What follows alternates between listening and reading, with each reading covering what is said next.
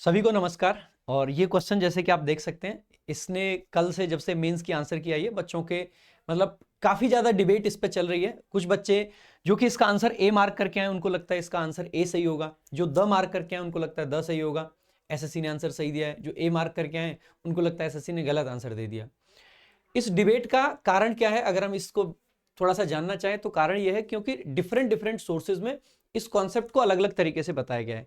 हालांकि बहुत सारी किताबें ऐसी हैं जहां पे इस कॉन्सेप्ट को बिल्कुल भी बताया ही नहीं गया है। ये भी एक कारण है क्योंकि बच्चों को फिर पता ही नहीं है, क्योंकि किताबों में ये ज्यादा दिया नहीं गया है। So let's discuss this.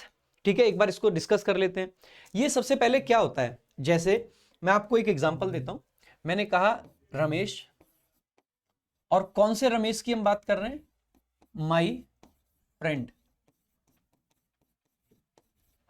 Ramesh, my friend has come to meet me. Ramesh जो कि मेरा दोस्त है वो मुझसे मिलने आ चुका है। तो देखो रमेश, नॉर्मली अगर मैं ऐसे लिख दें Ramesh has come to meet me, तो आप ये नहीं बता पा रहे हो कि रमेश है कौन। तो रमेश के बारे में जब हम कोई एक्स्ट्रा जानकारी देना चाह रहे हैं तो यहां पे हमने कॉमा लगा के एक नाउन को ऐड कर दिया। और जब ये नाउन हमने ऐड कर दिया तो ये वाला जो नाउन है, तो ध्यान देंगे जब हमने एक नाउन लिखा और इस नाउन के बारे में जानकारी देने के लिए हमने यहां पे एक और सामान्यतः क्या लिख दिया, नाउन लिख दिया। तो इस नाउन को क्या बोला जाता है? तो इसको सामान्यतः दो नाम से जाना जाता है। पहले तो लोग कुछ इसको नाउन इन अपोजिशन कह देते हैं, या फिर इसको सिंपल शब्दों में कहें तो आप अपोजिटिव कह सकते हो, है ना। ये नाउन अपने आप में क्या है, यहाँ पे एक अपोजिटिव है। अपोजिटिव का मतलब है कि ये इसको डिस्क्राइब कर रहा है, ये इसको डिफाइन कर रहा है। ठीक है, यानी कि रमेश को डिफाइन करने के लिए मैंने लिख दिया माय फ्रेंड। अब ये जब अपोजिशन का हम यूज करते हैं, अपोजिशन कहें या पॉजिटिव कहें, तो इसके दो फंक्शन हो सकते हैं। पहला, ये किसी चीज के बारे में क्या इंफॉर्मेशन प्रोवाइड करे, किसी चीज के बारे में एक्स्ट्रा इंफॉर्मेशन दे। किसी चीज के बारे में क्या दे, एक्स्ट्रा इंफॉर्मेशन दे। दूसरा काम क्या हो सकता है कि ये किसी भी चीज के बारे में बेसिकली किसी को डिफाइन करे। ठीक है, तो इसका काम हो सकता है टू डिफाइन, किसी नाउन को डिफाइन करने के लिए कि हम कौन से वाले की बात कर रहे हैं। अब वैसे सामान्यतः जो प्रॉपर नाउन होते हैं इनको हमें डिफाइन करने की जरूरत नहीं होती है, क्योंकि प्रॉपर नाउन तो एक व्यक्ति का है तो वो अपने आप में डिफाइंड है। इसीलिए सामान्यतः जब भी प्रॉपर नाउन के बाद में अपोजिटिव का हम यूज करते हैं तो कॉमा लगा के करते हैं। क्योंकि आपने अगर रिलेटिव प्रोनाउन मेरे से कभी पढ़ा है तो वहां पे मैं आपको दो तरीके की क्लॉजेस पढ़ाता हूं, जो एक होती है डिफाइनिंग क्लॉजेस जिनको हम रिस्ट्रिक्टिव क्लॉजेस भी कहते हैं, और दूसरी होती है नॉन डिफाइनिंग क्लॉजेस जिनको हम नॉन रिस्ट्रिक्टिव क्लॉजेस भी कहते हैं। तो वहां पे भी आपने कॉन्सेप्ट देखा होगा कि जो डिफाइनिंग क्लॉजेस होती हैं उनमें कॉमा नहीं आते हैं, और जो नॉन डिफाइनिंग क्लॉजेस होती हैं उनमें कॉमा आते हैं। तो सामान्यतः क्योंकि प्रॉपर नाउन है तो ये ऑलरेडी डिफाइंड माने जाते हैं। अगर ये ऑलरेडी डिफाइंड है तो ये जो इंफॉर्मेशन है इसको सामान्यतः एक्स्ट्रा मान लिया जाता है। तो ऐसे केस में यहाँ पर कॉमा लगाते हैं हम। ठीक है, तो ये बात समझ आ गई कि ये कॉमा क्यों लगाते हैं। पूरी बात को समझना मेरे भाई। और जनरली ऐसे क्वेश्चंस में क्या होता है ना, जैसे ये वाला क्वेश्चन है अभी आपका, जो बच्चे ए आंसर मार्क करके आए वो ये चश्मा पहन के आए कि मैं अगर ये कहूंगा कि ये ए सही है तो ही उनको मेरी बात सही लगेगी, और जो द मार्क करके आए उनको मेरी बात तभी सही लगेगी जब मैं द को जस्टिफाई करूंगा। तो अगर आप भी कोई पहले से चश्मा पहन के आए हैं तो मेरे भाई उस चश्मे को उतार के इस वीडियो को देखना, आपको सीखने को भी मिलेगा और आपको पता भी चल जाएगा कि इस क्वेश्चन को आपको चैलेंज करना चाहिए या नहीं करना चाहिए। ठीक है, अच्छे से समझना। तो ये बात समझ आ गई कि अपोजिटिव में हम किस तरीके से काम करता है अपोजिटिव। अब आपको ये बात समझने की है मेरे भाई, सामान्यतः यहाँ पे सिर्फ नाउन नहीं आता है, आपका क्या आ सकता है, एक नाउन आ गया और इस नाउन के साथ में हम क्या लगा देते हैं, एडजेक्टिव लगा देते हैं। ठीक है, तो नाउन और एडजेक्टिव आ सकता है। दूसरा आपका क्या आ सकता है कि कई बार अकेला नाउन भी आ जाए। ठीक है, अकेला नाउन भी आ सकता है। तो दोनों तरीके से चीजें आ सकती हैं। अब एक बात समझना मेरे भाई, जब हम एक्स्ट्रा इंफॉर्मेशन देते हैं तो नॉर्मली हम आर्टिकल ए या एन का प्रयोग कर लेते हैं। ठीक है, अगर प्लूरल नाउन होगा तो कोई भी आर्टिकल नहीं लगाते हैं। और जब हम किसी चीज को डिफाइन करने का प्रयास करते हैं तो हम नॉर्मली आर्टिकल किसका प्रयोग कर लेते हैं, द का प्रयोग कर लेते हैं। ठीक है, नॉर्मली किसका प्रयोग कर लेते हैं, द का प्रयोग कर लेते हैं। अगर एक नाउन और एडजेक्टिव साथ में दे रखा है, एक नाउन और एडजेक्टिव साथ में दे रखा है, तो सामान्यतः हम मान के चलते हैं कि यहां पे नाउन और एडजेक्टिव क्योंकि दोनों है तो ये डिफाइन नहीं करना चाह रहा है। क्योंकि देखो एडजेक्टिव का काम क्या होता है, एडजेक्टिव हो या एडवर्ब्स हो, ये सेंटेंस में एक्स्ट्रा इंफॉर्मेशन देने का काम करते हैं। तो एडजेक्टिव ऑटोमेटिकली कैसी इंफॉर्मेशन देता है? Extra information. तो इससे हम समझ जाते हैं कि सामान्यतः ये कैसी इंफॉर्मेशन दे रहा है? एक्स्ट्रा। तो यहां पे नॉर्मली आप पाओगे कि आर्टिकल ए या एन का प्रयोग मैक्सिमम केसेस में किया जाता है। हालांकि यहां पे द भी आ सकता है अगर कहीं पे ऐसा स्ट्रक्चर बन जाए कि एडजेक्टिव है, नाउन है, और इस नाउन का पोस्ट मॉडिफिकेशन हो रखा है। पोस्ट मॉडिफिकेशन का मतलब है इस नाउन को पीछे से डिफाइन कर रखा है कि ये कौन सा नाउन है, ठीक है। सो पोस्ट मॉडिफिकेशन जिसको हम बोल देते हैं, ठीक है, पोस्ट मॉडिफिकेशन। पोस्ट मॉडिफिकेशन मतलब नाउन के पीछे से डिफाइन करना उसको, ठीक है। तो ये हम कह सकते हैं। तो यहां पर आर्टिकल द भी आ सकता है अगर नाउन को पोस्ट मॉडिफाई कर रखा हो। लेकिन जब सामान्यतः एक नाउन अकेला आता है तो फिर ऐसे केस में आर्टिकल ए भी पॉसिबल है और आर्टिकल आपका द भी पॉसिबल है। आर्टिकल ए और एन भी पॉसिबल होते हैं और आर्टिकल द भी पॉसिबल होता है। अब हम कैसे डिसाइड करें कि कहां पे हमें आर्टिकल ए एन लगाना है और कहां पे द लगाना है? इसी के लिए आपको सीखना है और यही इस क्वेश्चन का राज है। देखिएगा, अगर आपने एक ऐसे पर्सन के आगे पोइट लिखा है जो कि फेमस है, मतलब अगर यहाँ पे जो नाउन है वो एक ऐसे व्यक्ति के लिए जो कि बहुत फेमस है, एक वेल नोन पर्सन है, तो हम सामान्यतः आर्टिकल द लगाएंगे। उसका कारण मैं आपको बताना चाह रहा हूं, क्योंकि द लगाते ही मैंने डिफाइन कर दिया वो वाले रविंद्रनाथ टैगोर जो क्या है? पोइट, और दुनिया जानती है कि वो एक पोइट है। तो जब भी कोई भी फेमस पर्सन आ जाएगा तो ऐसे केस में हम क्या लगा देते हैं? आर्टिकल द लगा देते हैं, ठीक है। और अगर कोई भी लेसर नोन पर्सन है, ठीक है, कोई भी लेसर नोन पर्सन है, तो ऐसे केस में हम आर्टिकल क्या लगाते हैं? ए लगा देते हैं।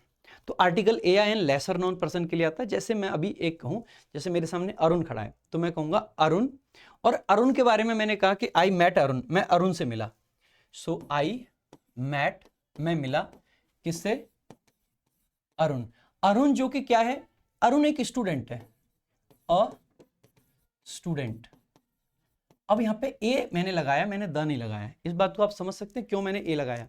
क्योंकि स्टूडेंट बता देने से क्या मैंने अरुण को डिफाइन कर दिया, वो वाला अरुण जो स्टूडेंट है। क्या इससे अरुण डिफाइन हो गया? क्या आपको समझ आ गया कौन से वाले अरुण की मैं बात कर रहा हूं?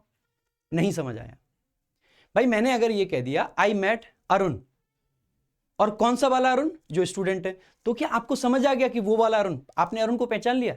नहीं, you are not able to recognise Arun.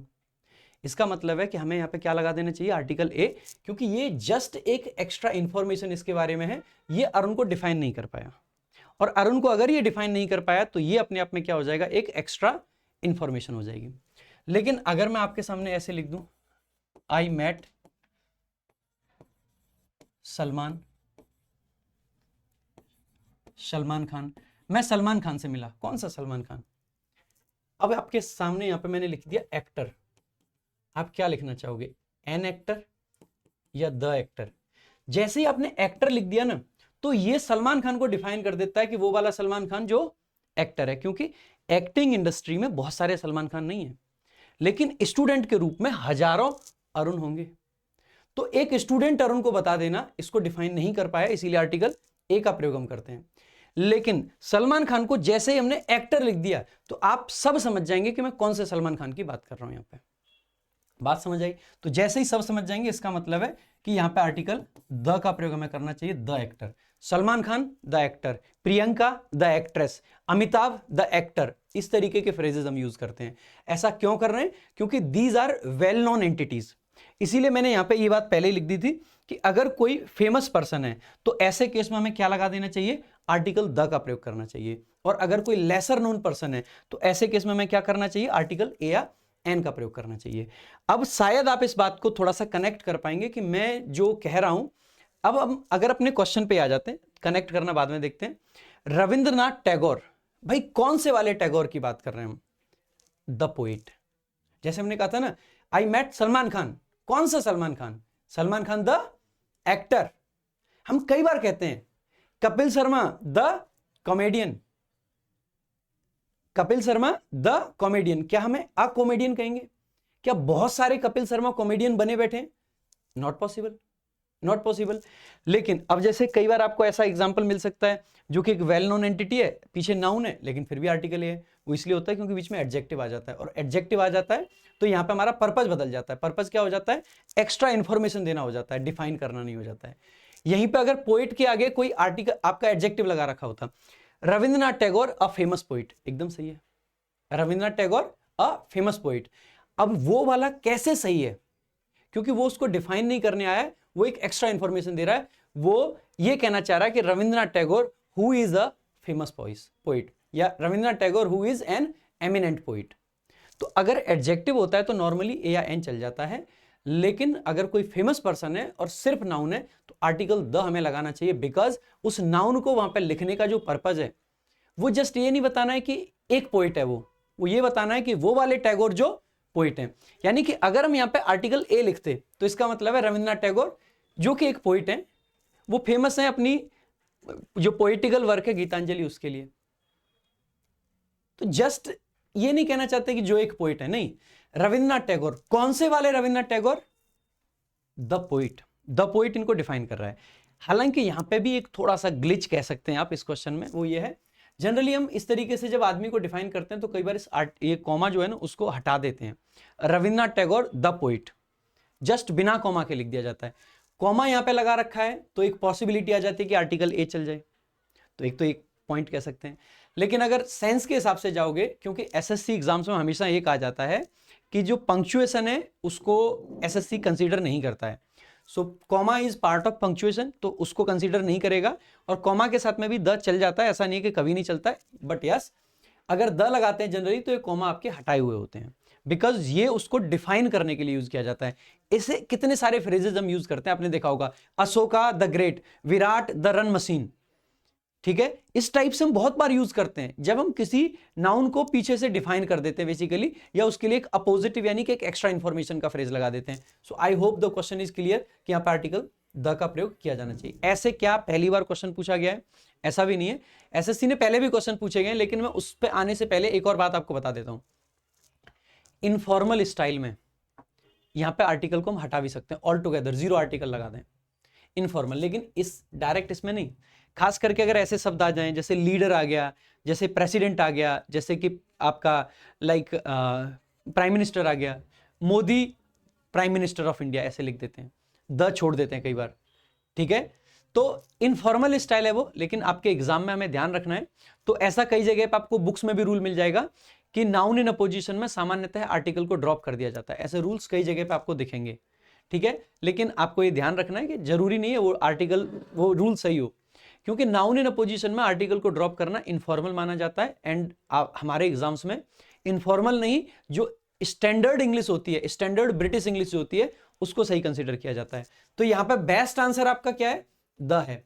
क्या यहां पे ए को एकदम से रूल आउट कर सकते हैं कि एग्जैक्टली गलत है ये, तो नहीं, वो हम नहीं कर सकते। हम कई बार अगर हमारा कहने का पर्पज यह है कि रविंद्रनाथ टैगोर जो कि एक पोइट हैं, वो फेमस है अपनी गीतांजलि के लिए, तो हम उस कॉन्टेक्स्ट में कह सकते हैं आर्टिकल ए को भी पॉसिबल है, but yes the best answer is article the. और क्यों बेस्ट है वो मैंने बता दिया। क्या एसएससी ने ऐसा पहली बार पूछ पॉइंट, बाकी ये देखेंगे, ये पुराने कुछ क्वेश्चंस हैं। Krishna Kali an early riser and a nature lover, ये लवर था, goes to morning walk at Rabindranath Sarovar lake. अब देखो यहां पे आर्टिकल का एन का यूज किया गया है, क्यों, ऐसा क्यों यूज किया गया है, क्योंकि एक तो देखो आर्टिकल आ रखा है अर्ली राइजर, हम वो ये नहीं कह रहे वो वाली कृष्णा कली जो अर्ली राइजर है, नहीं, कृष्णा कली जो कि एक अर्ली राइजर है, यानी कि ये चीज इसके कृष्णा कली के बारे में एक्स्ट्रा इंफॉर्मेशन दे रहा है। ये अर्ली राइजर जो है ये कृष्णा कली को डिफाइन नहीं कर रहा है, ये नहीं बता रहा है कि ये वाली कृष्णा कली। ऐसे यहां पे देखो एफएल टावर, कौन सा वाला एफएल टावर, हम क्या ये कहना चाह रहे हैं कौन से वाला एफएल टावर, नहीं भाई, क्या ये लैंडमार्क इन पेरिस जो है क्या इसको डिफाइन करने के लिए आया है, या जस्ट इसके बारे में एक एक्स्ट्रा इंफॉर्मेशन है। आप कहोगे सर एक्स्ट्रा इंफॉर्मेशन है, इसको डिफाइन करने की जरूरत नहीं, बिकॉज एफएल टावर बहुत सारे थोड़े नहीं है, लेकिन रविंद्रनाथ टैगोर बहुत सारे टैगोर बैठे, तो हम कह रहे हैं कि वो वाले टैगोर जो पोइट हैं, तो पोइट शब्द वहां पे टैगोर जी को डिफाइन करता है, लेकिन क्या ये लैंडमार्क इसको डिफाइन कर रहा है, नहीं, ये जस्ट एक एक्स्ट्रा इंफॉर्मेशन दे रहा है। एक्स्ट्रा इंफॉर्मेशन दे रहा है तो आपका आर्टिकल ए सही है। आई hope the concept is clear कि यहां पे आपको किस तरीके से आर्टिकल द सही है। बाकी स्टिल आप चाहते हैं रिप्रेजेंट किया जाए, आप कर सकते हैं, एसएससी हो सकता है कल को इसको बेनिफिट टू ऑल कर दे, बिकॉज मैं अब भी कह रहा हूं कि it is possible to use article A, ऐसा पॉसिबल है कि आप आर्टिकल ए यूज कर लें, and it is also possible to drop the article all together, drop भी कर सकते हैं रविंद्रनाथ टैगोर पोइट, लेकिन जनरली अकेला नाउन अच्छा नहीं लगता है, अगर इसके साथ में कुछ ऐसा होता, लीडर ऑफ दिस या prime minister of this, president of this, ठीक है, तो चेयरमैन ऑफ दिस, तो जनरली आर्टिकल को ड्रॉप कर देते हैं, क्योंकि एक बड़ा फ्रेज वहां पे हमारे पास में ऑलरेडी है। पोइट अपने आप में इतना छोटा फ्रेज है, आर्टिकल को ड्रॉप करते ही मतलब the sentence will sound awkward, sentence awkward sound करेगा वहां पे, तो इसीलिए उसको जनरली ड्रॉप नहीं करते हैं, ठीक है। So I hope the question is clear. जितना डिटेल में मैं बता सकता था मैंने बता दिया। अगर फिर भी आपको कोई डाउट है आप चैलेंज कर सकते हैं, इट्स अप टू यू, ठीक है। बाकी article the is the best answer, ऐसा नहीं कह सकते कि ये एंटायरली गलत है, बट अगर दिए गए ऑप्शंस में से बेस्ट चुनना है, क्योंकि जनरली देखो, जनरली क्या, आप एक बार डायरेक्शन ही पढ़ोगे, select the most appropriate article. Most appropriate यानी जो सबसे ज्यादा एप्रोप्रिएट है, तो इस कॉन्टेक्स्ट में मोस्ट एप्रोप्रिएट तो सर यही है, बाकी करेक्ट ये भी हो सकता है, ठीक है। So this is from my side. बाकी अगर अच्छा लगा वीडियो तो लाइक कीजिएगा, शेयर कर दीजिएगा सभी के पास में, क्योंकि बहुत सारे बच्चों का ये डाउट बना हुआ था। Thank you so much. जय हिंद, जय भारत।